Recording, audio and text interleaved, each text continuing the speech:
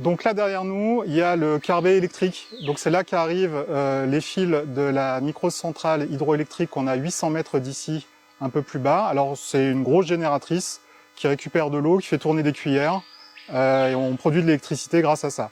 Donc ça arrive ici, c'est notre principale source d'énergie. La microcentrale hydroélectrique, ce que nous on appelle la turbine, elle fonctionne 24 heures sur 24, puisqu'il y a toujours de l'eau qui arrive sur les cuillères, et elle produit tout le temps en fait de l'énergie.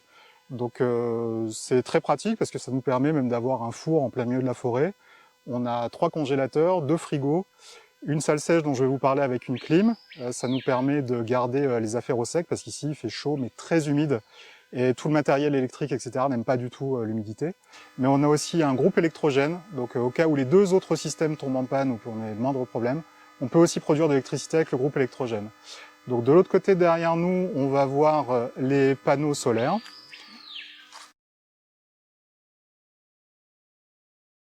On a un système Starlink pour pouvoir avoir de Internet en station. Donc ça, on l'a changé il y a peu de temps et c'est vraiment pratique parce qu'on a un haut débit d'Internet et on peut envoyer des informations sur Cayenne ou ailleurs et faire par exemple des visioconférences.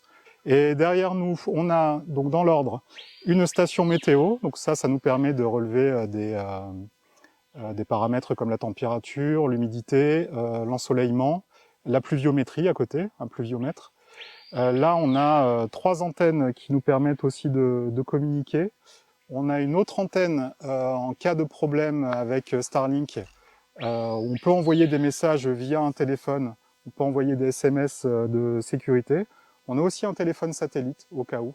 Donc à chaque fois, on double voire triple les systèmes de sécurité parce que s'il y a le moindre problème, il faut pouvoir prévenir les secours et qu'ils viennent nous chercher ici. Et il y a une demi-heure de aller, une demi-heure retour. Donc il faut pouvoir gérer la situation pendant au moins 1 heure. Donc s'il y a un problème par exemple en pleine forêt, il faut pouvoir ramener les gens jusqu'ici et qu'ils se fassent soit élitreiller, soit évacuer directement.